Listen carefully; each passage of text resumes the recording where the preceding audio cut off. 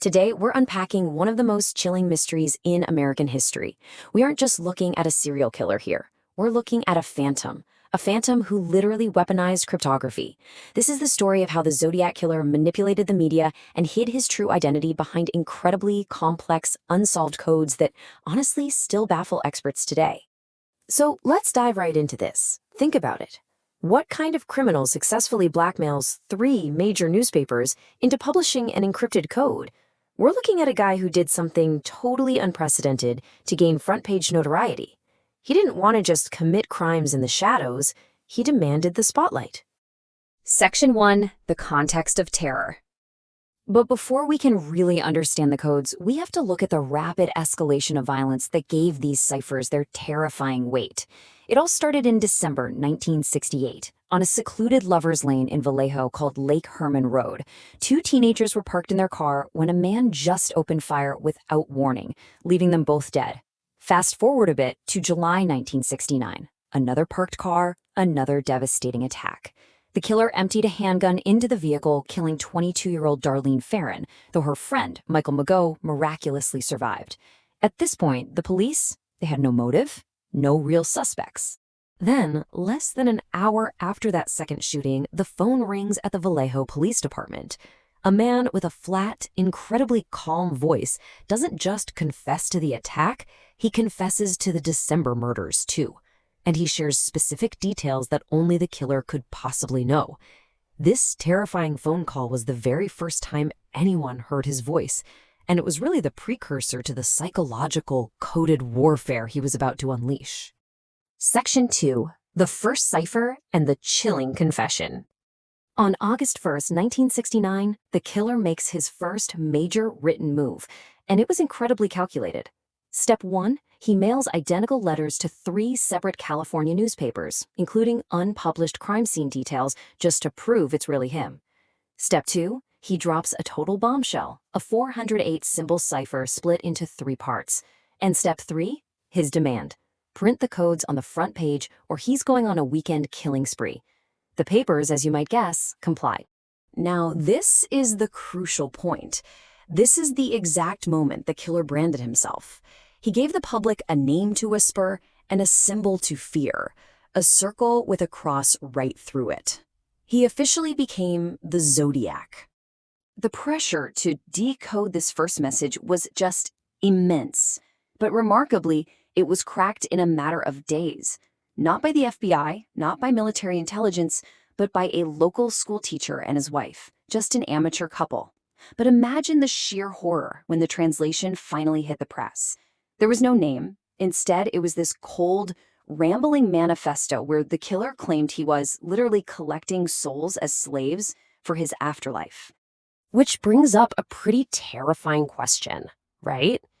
Who exactly was hiding behind these symbols? He had completely hacked the media to spread panic, all while keeping his total anonymity. But his real-world escalation? Oh, it was far from over. Section 3. The Symbol in the Flesh. Up until now, we've only seen him on paper. But on September 27th, 1969, he brought this whole cryptographic persona off the page and into the physical world at Lake Berryessa. A man approached two college students who were picnicking, wearing this bizarre black executioner-style hood, and stitched right onto the chest of this custom-made costume was his signature crosshair symbol. He brutally stabbed them both. The young woman tragically died, but the young man survived to give police a vivid description of this horrifying outfit. And this next detail brilliantly illustrates how absolutely desperate he was for his mythos to be recognized. Before walking away from the lake, he took a marker and physically wrote the dates of his previous attacks right onto the victim's car door, signing it with that crosshair symbol. He needed the authorities to connect this real-world blood directly back to his coded newspaper persona. Then, just weeks later, the terror moves to the heart of San Francisco. He shot cab driver Paul Stein. Now, witnesses described a white male with glasses, but a disastrous error in the police radio dispatch described the suspect as black. Because of this mix-up, responding officers unknowingly let a man matching the real description walk right past them into the night. And to mock them for it, Zodiac actually mailed a torn, bloody piece of Paul Stein's shirt to the press, wrapped up in yet another taunting letter. Section 4, the Unsolved 340 Character Code. This brings us to the most infamous piece of the whole puzzle, the second major cipher, sent in late 1969. What's really fascinating here is the massive leap in cryptographic complexity. His first 408-symbol cipher, it was a simple substitution, unlocked in days by amateurs. But the 340-character cipher, it was an absolute masterclass in obfuscation. It completely baffled local police, the FBI, and professional codebreakers all around the globe. 51. I want you to just pause and think about that number for a second. It took 51 years of dead ends, theories, and supercomputer analysis until a global team of modern amateur codebreakers finally cracked it in 2020. And just like the first time, when they finally translated it, the decoded message revealed no name, just another chilling, rambling broadcast from a ghost. Over the following years, Zodiac sent more than a dozen letters and cards, and in them, he made a staggering claim. He said his true body count was 37 people. Now, investigators have only definitively confirmed 5 murders and 2 survivors. But the really terrifying reality here is that because of his cryptic nature, they've never been able to fully rule out the possibility that he killed elsewhere, completely undetected. Section 5, 5 Decades of Suspects. So who was he? Well, the netcast by police and internet sleuths has been incredibly wide. We're talking hundreds of suspects investigated over 50 years. Everyone from a Riverside City employee to a Hollywood stagehand to a 2021 independent claim pointing to a man named Gary Francis Post. But for decades, one name consistently rose above all the rest: Arthur Lee Allen. Allen was a convicted sex offender who astonishingly matched several witness descriptions. And he reportedly even owned a watch featuring the exact Zodiac crosshair symbol. I mean, he was the prime suspect for years. But as forensic science advanced, the physical evidence continuously fought against the circumstantial. In the 2000s, DNA testing on preserved evidence reportedly excluded Allen.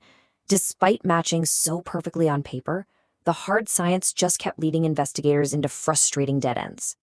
And then, the trail just went completely cold. The final confirmed letter from the Zodiac arrived in 1974. After that, nothing. No more codes, no more taunts to the press, no more confirmed attacks. The most notorious serial killer in California's history, a guy absolutely addicted to the spotlight, simply stopped writing. Which leaves us with this final haunting question. Detectives are still out there, revisiting the evidence every single year. But will modern forensic technology ever finally succeed where 5 decades of investigation have failed?